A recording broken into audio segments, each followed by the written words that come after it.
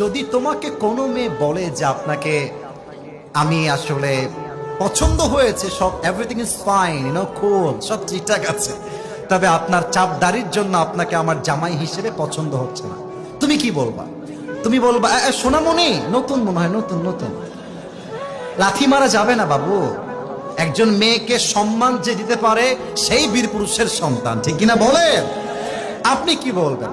আপনি বলবেন যে আপু, আপনার যেহেতু দাড়িওয়ালা পছন্দ না, তো আমি দিনাজপুরের পার্বতীপুরের ছেলে, আমার মনে হয় আপনার মতো মেয়ের জন্য দাড়িওয়ালা বীর পুরুষ নয়, আপনার মতো মেয়ের জন্য বিটিএস এর হিজড়া ছাড়া সেকেন্ড কোন অপশন আমাদের কাছে নাই যুবক ভাই।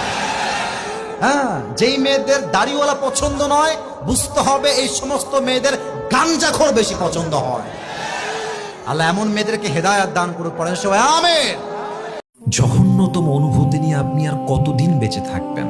যে অনুভূতি আপনার জীবনের নিঃশ্বাসকে বন্ধ করে দিয়েছে, আপনার মনের প্রশান্তিকে দূর করে দিয়েছে, আপনার জিনা হারাম করে দিয়েছে, আপনি সেই অনুভূতি নিয়ে আর কতদিন বাঁচতে চান? বের হয়ে আসেন। অনেক হলো তো, অনেক অভিযোগ হলো, কেন করলো, কিসের জন্য করলো, আমি কি একমাত্র মানুষ ছিলাম, কেন মিথ্যা বললো, কেন বেঈমানি করলো, কেন আমাকে ছাড়লো। প্লিজ ডোন্ট কমপ্লেইন, বের হয়ে আসেন। আপনি চাইলেও সবকিছু চেঞ্জ করতে পারবেন না যতক্ষণ পর্যন্ত আপনি আপনার নিজেকে জঘন্যতম অনুভূতির থেকে বের করে না নিয়ে আসবেন। পৃথিবীর কেউ নেই যে আপনাকে বের করে নিয়ে আসবে, আপনাকেই বের হতে হবে। अगर आपको छोड़ना है तो छोड़ दो, अगर आपको कुछ चेंज करना है तो चेंज कर दो, लेकिन इस झूठे एहसास से निकलना जरूर है।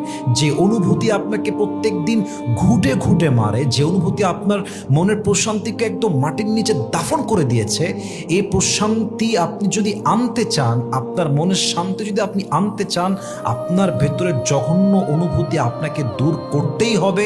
তবেই আপনার জীবনকে সুন্দর করবে একজন। বলেন সবাই, তিনি কে?